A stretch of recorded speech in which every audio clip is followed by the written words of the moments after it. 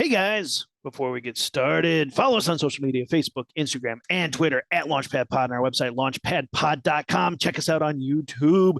Follow us. Tell your friends about us. Hit subscribe. Comment on our social media. Come on. We love you. But besides all of that, today we're talking about something pretty cool. We got some more Comic-Con content. This is a big interview. This one was really fun. Yeah. Years in the making. Matt, you got your mouth washed out with soap on this one.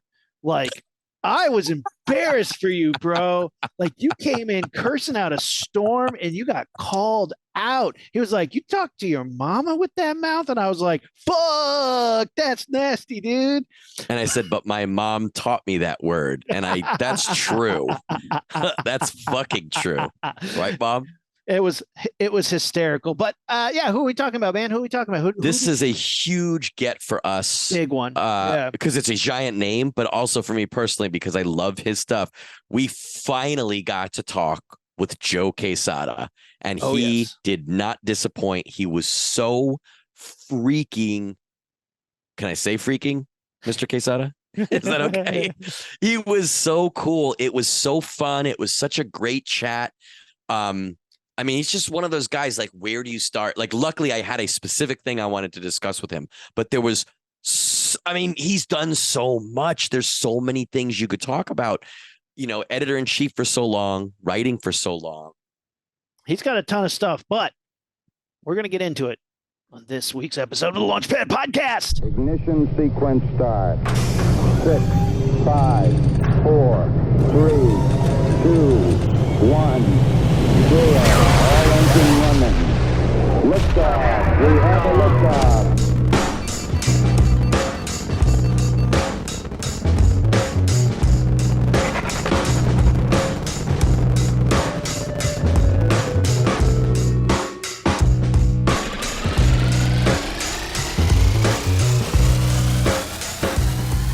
All right. Welcome to the Launchpad Podcast. I'm Aaron.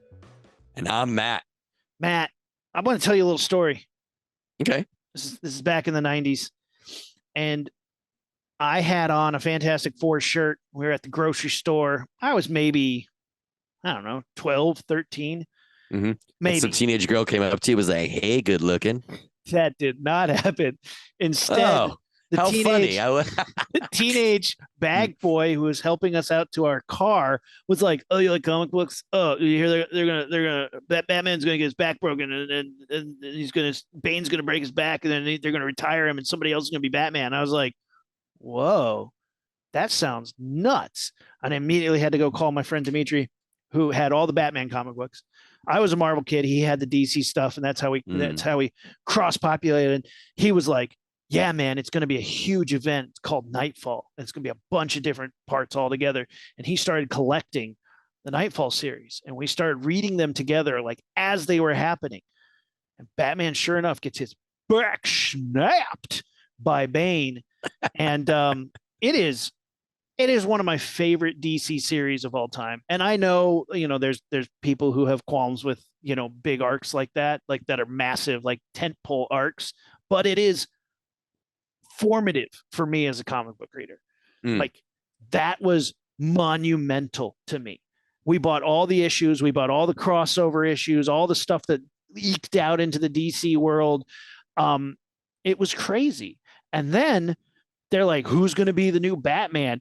And this Spawn looking motherfucker shows up in like shiny ass pockets and robot gloves with like claws. And they're just like, oh man, we wish we were Spawn.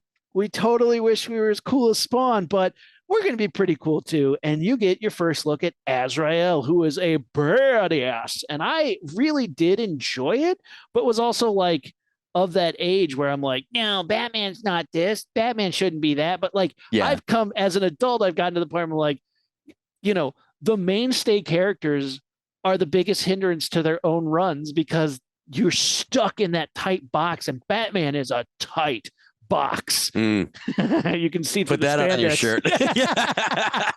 Let's see who talks to you in the grocery store if you're wearing that shirt. As an aside, we were at the farmers market the other day in Peachtree City. It is a nice family's farmers market, And there was a woman in front of us, a young woman. She must have been 20 or something. And her shirt said, "Skate fast." It showed two little cartoon bunnies. It was were they skating? Doing it on a skateboard. Yeah. Oh, okay. All right. And I was just like cracking up because every old person who walked past was like, "I'm about to have a heart attack over it." There were children in line for the donuts, and they were like, "Look, bunnies!" And I was like, "Yeah." So yeah, Azrael is the skate fast.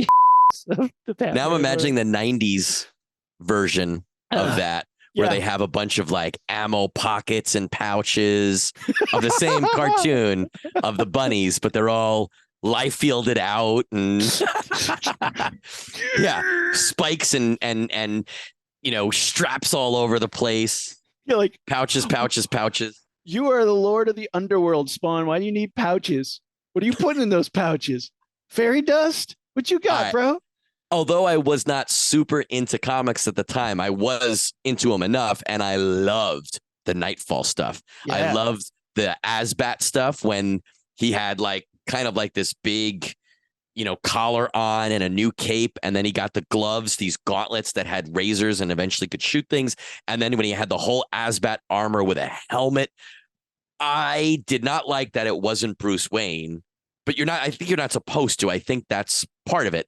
And as a quick aside, if you guys want to go back, we have talked with Chuck Dixon, Kelly Jones more than once, and Graham Nolan, who are three of the biggest guys in that whole Nightfall saga. That's a writer, a cover artist, and an interior artist. We talked to them about werewolves, which is awesome. 3 episodes of werewolf talk with those guys, but also a little bit about Nightfall. That's a great series from us. It was so fun. We had so much fun doing it because these guys are all horror guys, and we were like, we know you did this epic event in DC that lasted, a year plus, that changed the course of Batman's life forever.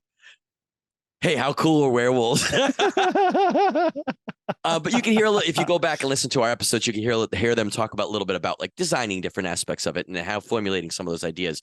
But I think you're not supposed to like, this.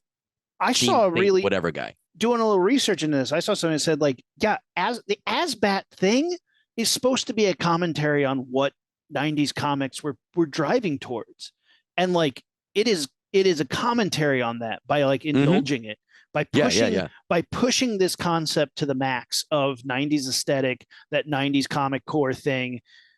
We are saying something about what this is. And the fact that the characters in the comic book, Robin, Nightwing, Huntress, they're like, we don't like this. That's echoing you as the reader. Sure. But the readers, usually I'm putting myself in Batman's shoes, but the Nightfall series, or the segue after that, when we're transitioning into Night's End, they're asking you to be Robin for a second and see how he feels, which nobody ever wants to do.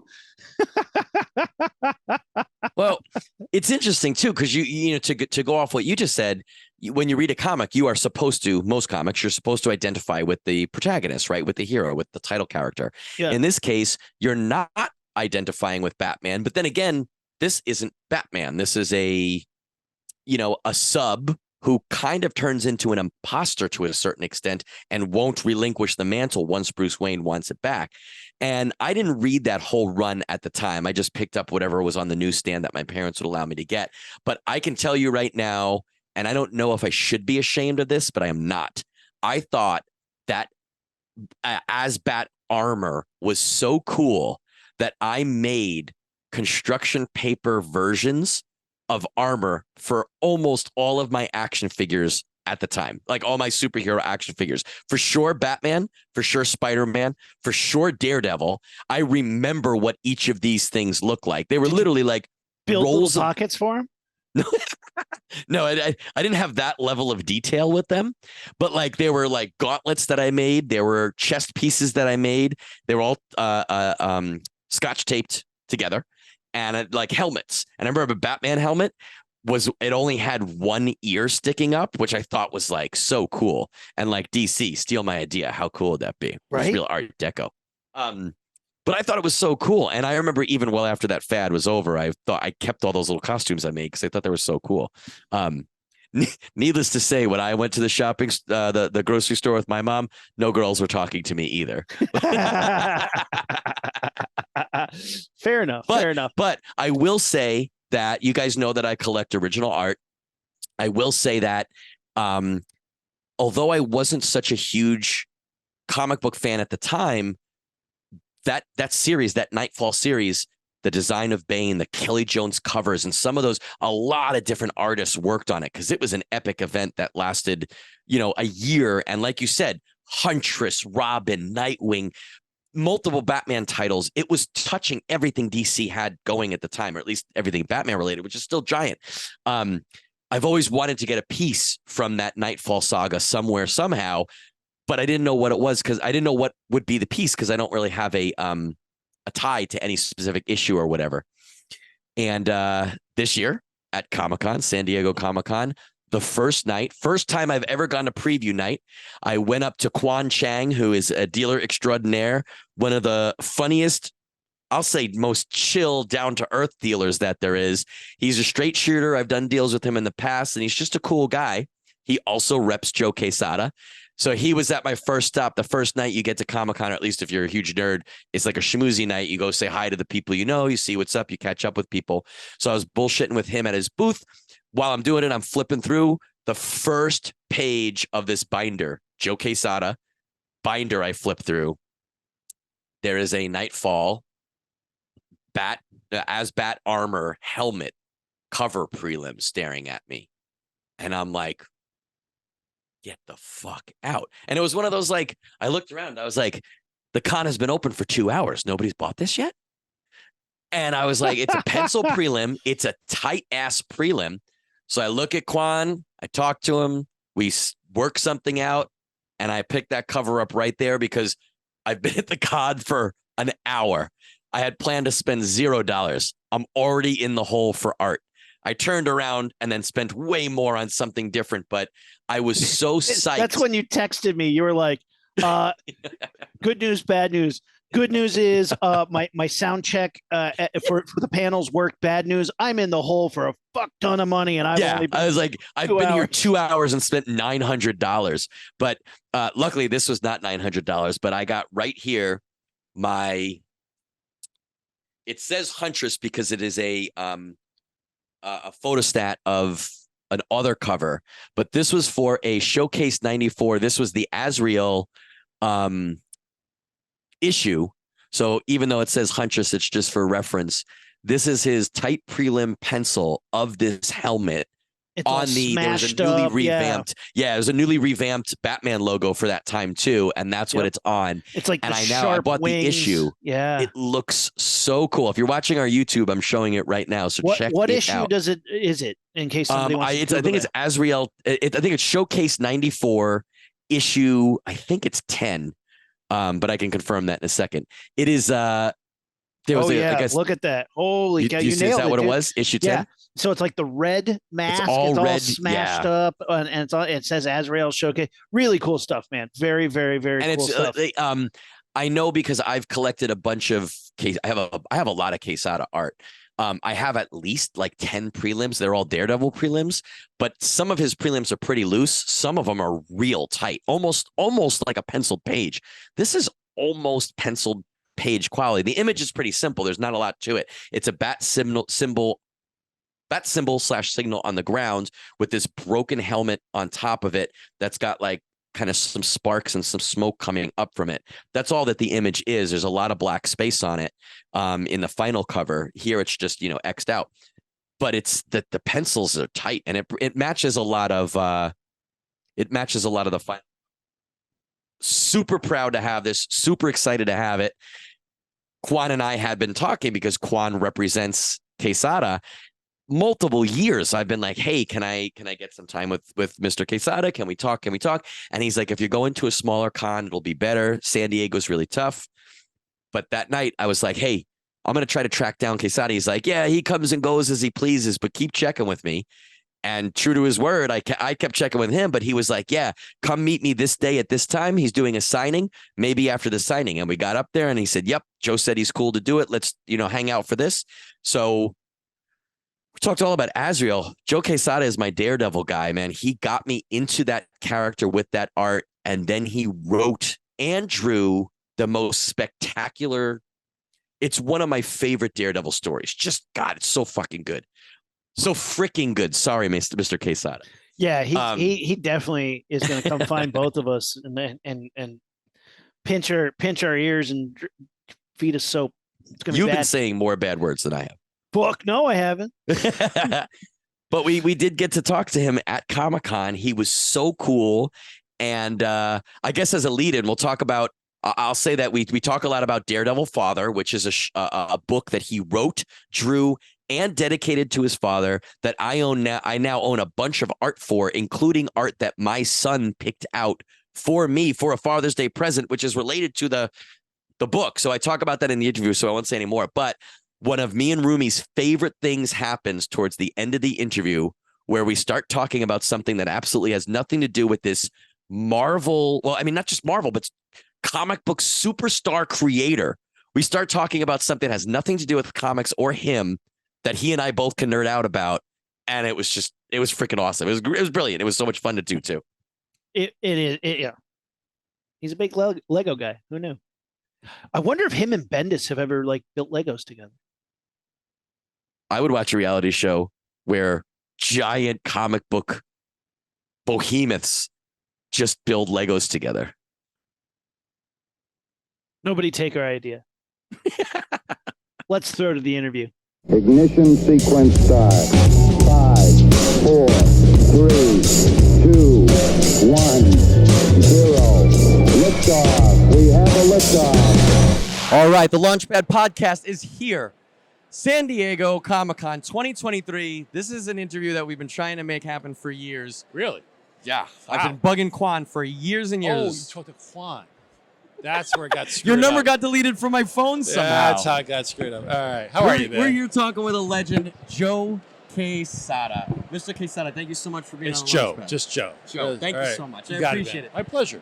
Been a huge fan of yours for a very, very long time. Thanks, man. I recognized your work from when I was a kid, but I wasn't a comic kid. I got into comics late. Yeah. One of the first comics I read was your and Kevin Smith's run on Daredevil, and I was fucking hooked. Right. Can you use language like this on this podcast? Only when we're talking about something as magnificent. Where are your parents? My mom taught me that word, and she's from Queens. She will tell you for sure. Oh, okay. She told me what that. part of Queens? Flushing. Okay. You're just like a couple of neighborhoods down from me. Where were you?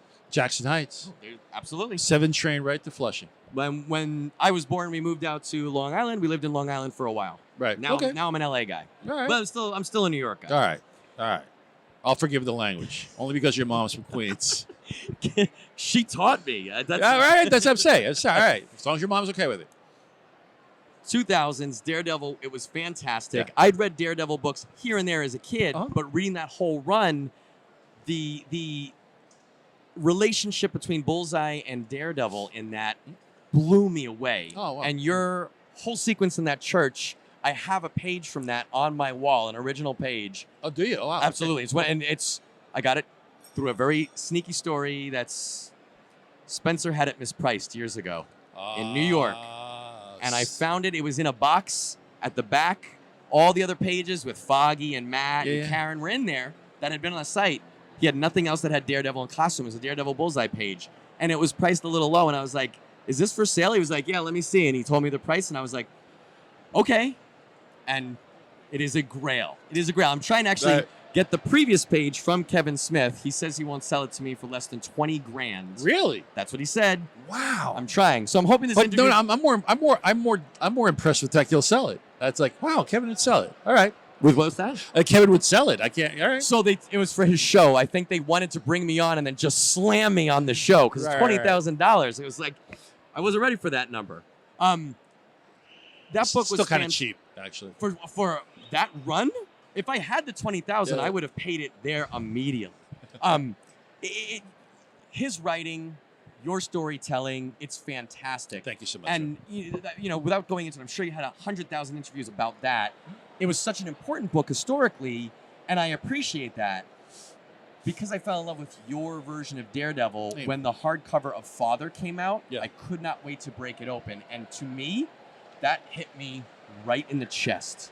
That story, and I know it came from your chest. So, can you talk a little bit about the evolution of that idea, and were you scared to jump into that? Were you happy to jump into that? I was scared to jump into the fact that I was prior to that, I'd written a lot of things, but with my co-writer Jimmy Palmiotti at that time.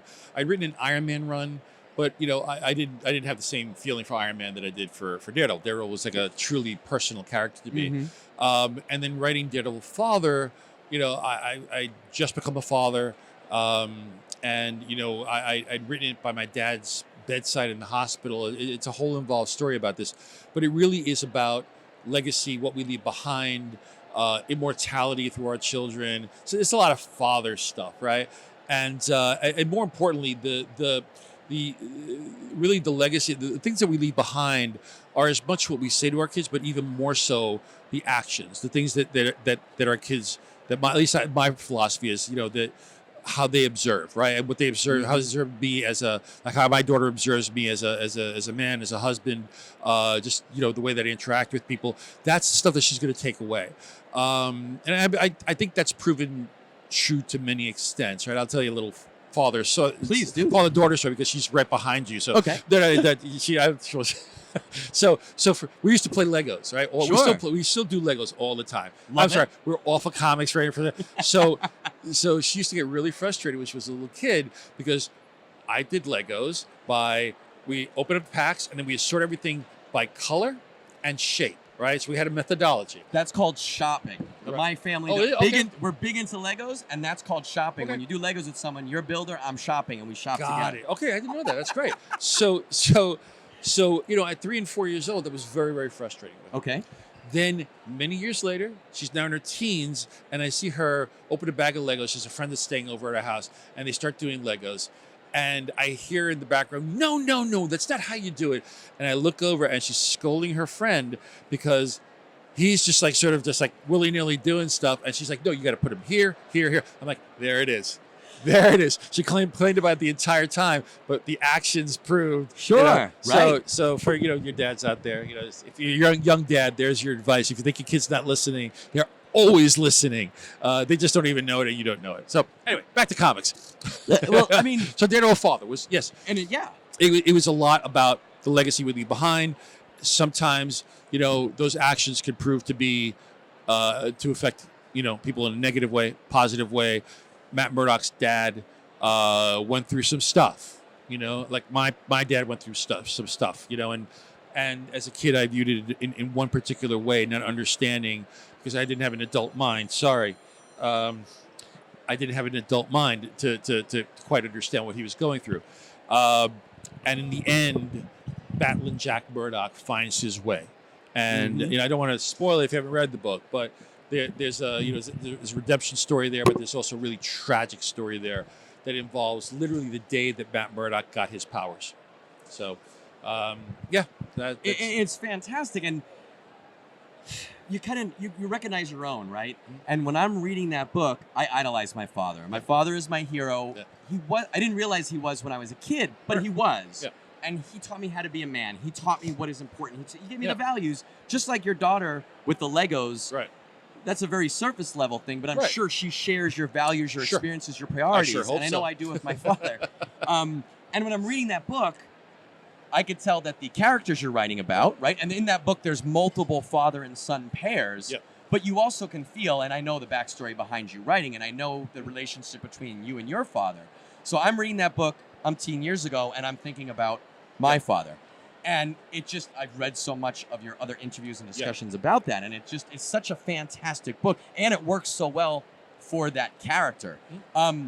Did you, I guess, I don't know how to phrase this, the genesis of the idea, were you trying to come up with a Daredevil idea and we're like, oh wait, that father idea I've been thinking about? Or did you always know Daredevil was going to be the vehicle for telling that story? No, I never write something unless, look, beginnings are easy. Middles are a little more difficult. Endings are tough, right? Okay. So I won't write a single thing unless I know how it ends. Okay. I just will not, right? So that's why I don't write a lot of stuff, because I need to know the ending. But I had a germ of an idea which went back to literally Daredevil's origin point, and I'm like, did anybody ever deal with this person, this thing that happened? Mm-hmm. It's never been touched on. It was just been glossed over and moved on, right? I'm like, and then from that point, I'm like, well, who was this person, right? There's a question there in Daredevil. Who was this person? And where did they go from this point on? And I started extrapolating that, and then that's where the whole genesis for Father came about. Because then there's all the the unresolved issues between Matt and his dad, right? Mm-hmm. Because there were things that were left unresolved at the end because his father tragically. This is continuity, so it's not like I'm breaking news. Sure, here, yeah. But his father met an untimely demise. So I did want to give them a moment in their backstory where they did at least resolve some of the issues, which I think they got to in this story. But then the future, the story is told in the present. We do flash back to when Matt was a little kid, and our story concludes with two scenes. One in the past, where Matt and his father have a resolution, and then in the present, where Matt has to deal with another bit of unfinished business. Sure. Yeah. And it's a beautiful, gorgeous scene. I actually own a page from that run as well, Cool. as well as a bunch of prelims.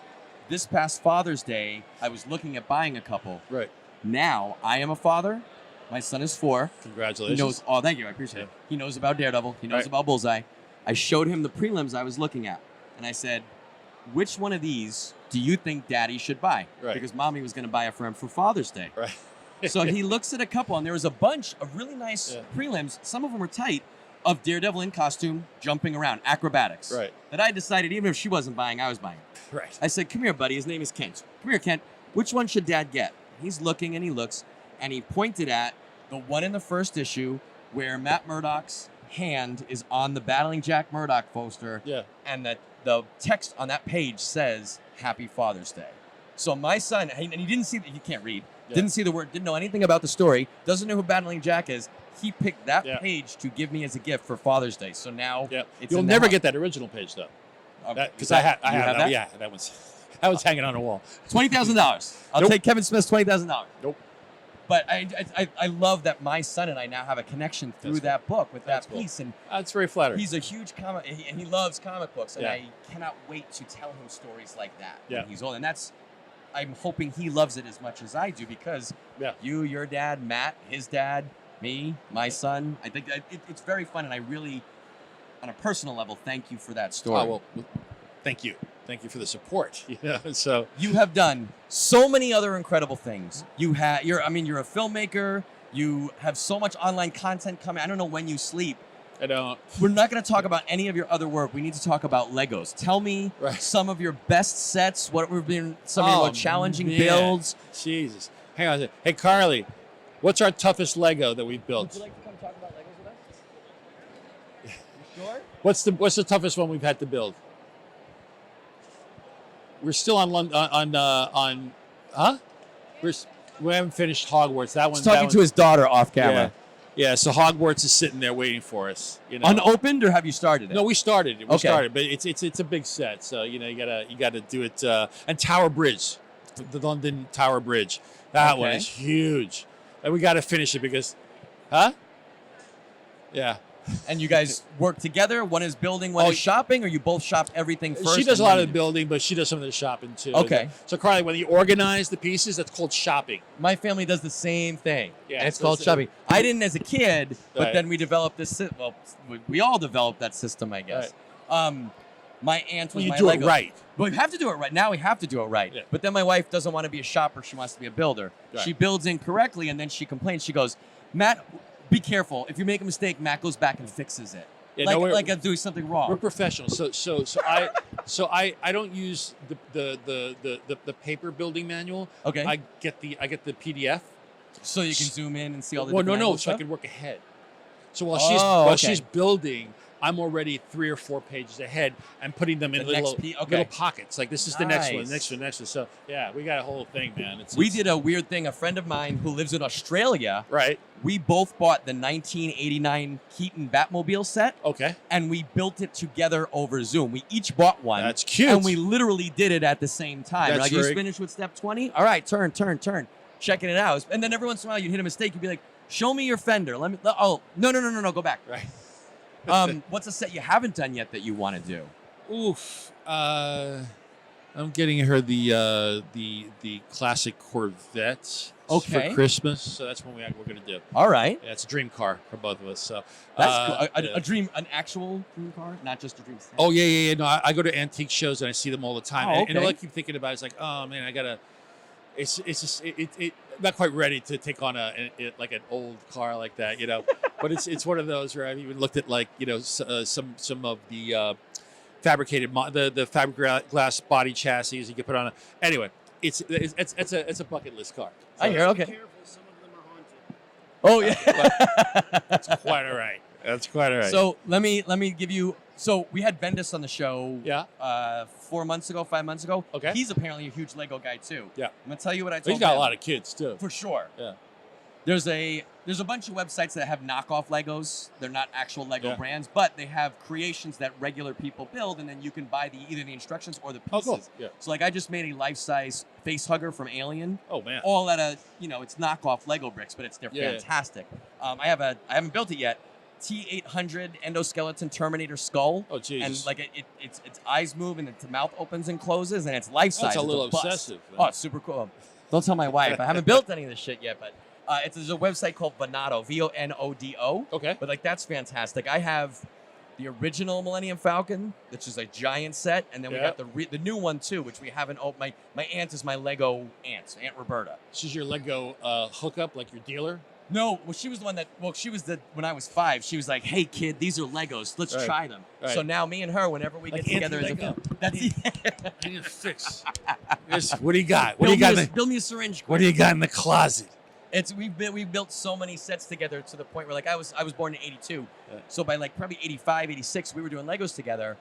I have since gone back and like on eBay bought some of the old sets Yeah. from the 80s, and we've redone the same sets that we have pictures of us working on when I was a kid. That's cool. So Legos is just like it's just such Yeah. a fun toy, right? It is. You guys display them or you build them and then take them back down? No, we just play them for a while and then we give them away to other kids or families. Oh, cool. And let them take it apart and rebuild. It's too much work, man. All right. So let me say, pitch, Lego, Marvel Right? comic. So like Daredevil Lego comic. Yeah. What about it? I want you to draw it. Oh no, I can't do that.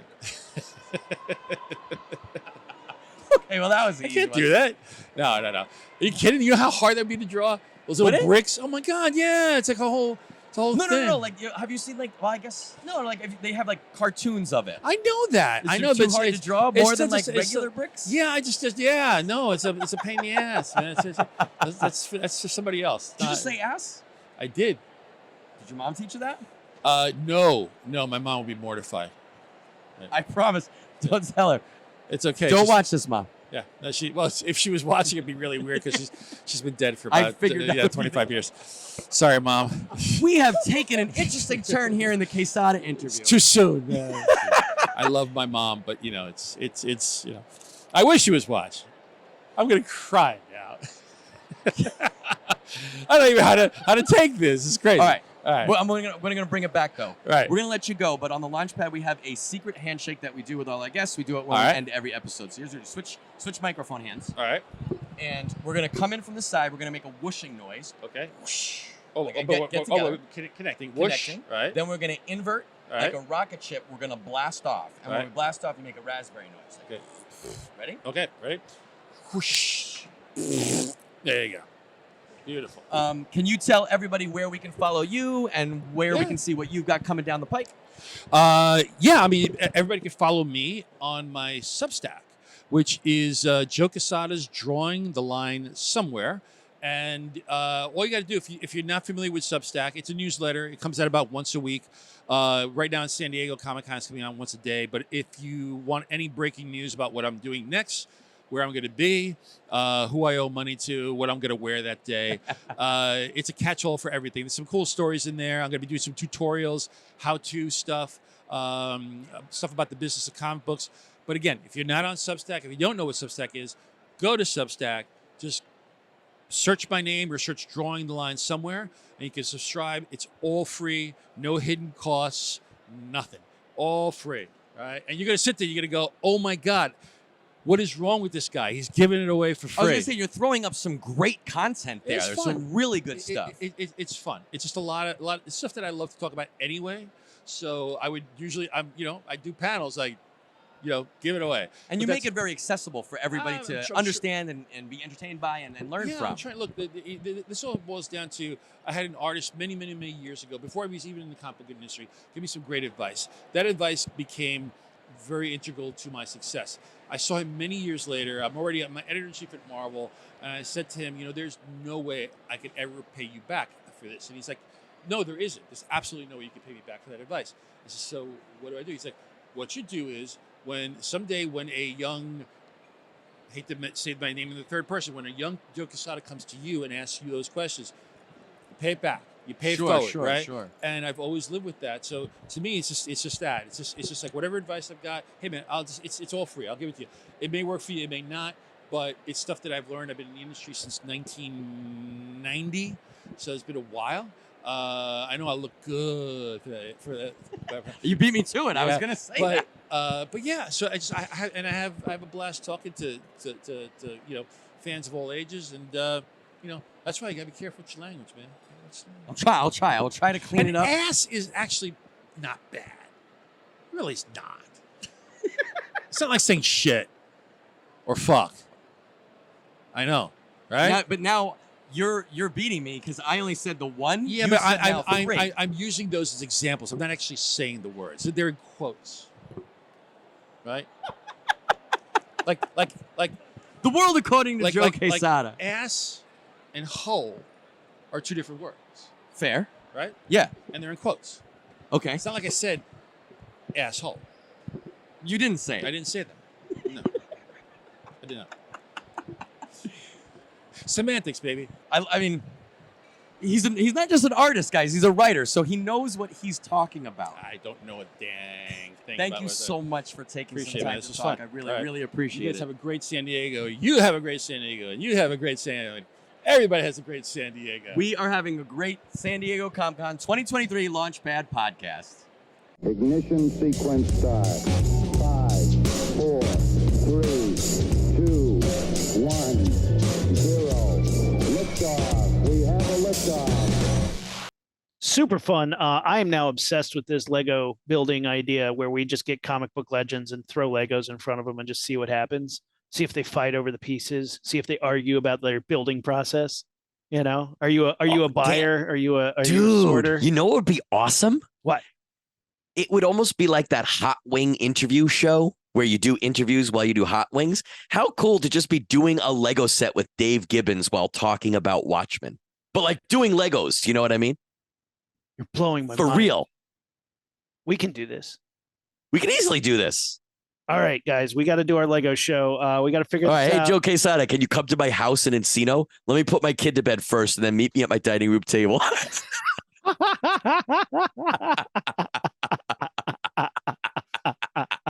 I think that's going to be the holdup for this show. What would I offer Joe Quesada if he came to my house? Like, do you want some wine or a crush? I have orange crush. I might have a lemon LaCroix.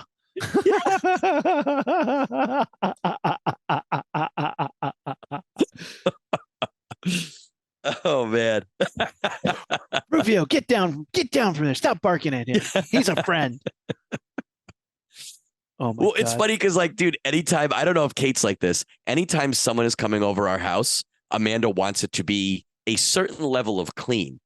But she wants different things cleaned to a different degree than I would. Like, I would say this needs to get wiped down. And she'd be like, no, this needs to get sanded. And you're like, wait, what?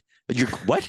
And you're like, I don't understand why you'd think that your mom or a friend from school would care if this was this versus that being that. And I wonder if Joe Quesada, if Dave Gibbons, if Brian Michael Bendis were coming to my house, would I do the same thing to her? Would I be like, well, we have to make sure that the remote control is not on the couch. The remote control needs to be under the television. Like, she'd be like, why?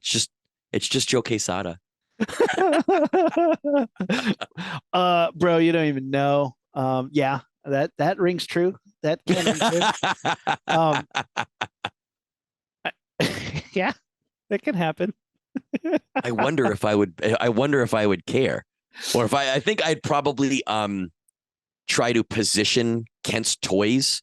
Like, Kent has this giant pirate ship right now on his bench, but it's not a trademarked Marvel thing. I think I'd like put that away, but then take out his Spider-Man toys and make sure that they were out so that he saw that. You know what I mean? Sure. Make sure his Daredevil and Bullseye figures were out.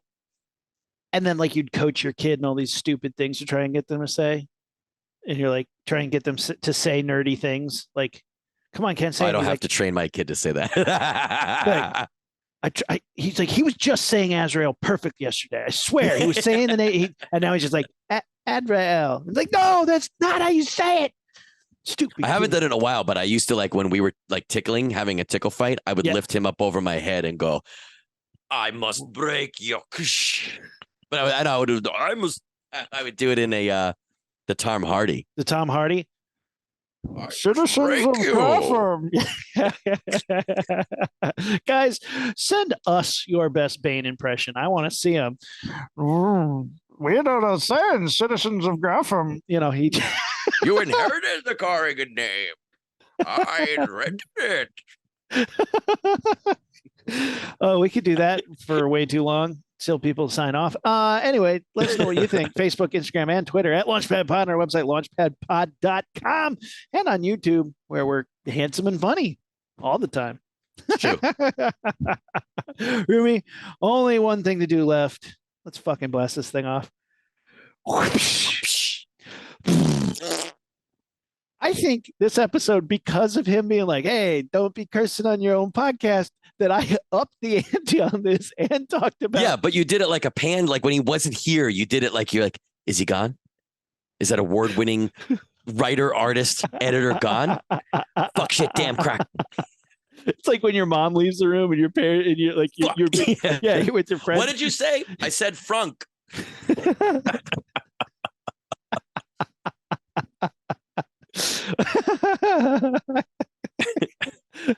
Joke is next time we interview him, I'm gonna find that bunny shirt and wear it.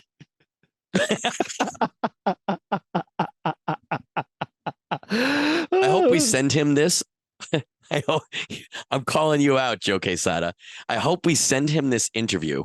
He listens to this part, and the next time he gets interviewed by us, he's wearing something ridiculously crass. How uncouth. All right, we're the Rocketeers and we're out. Ignition sequence start. 6, 5, 4, 3, 2, 1, 0. All engine running. Liftoff. We have a liftoff.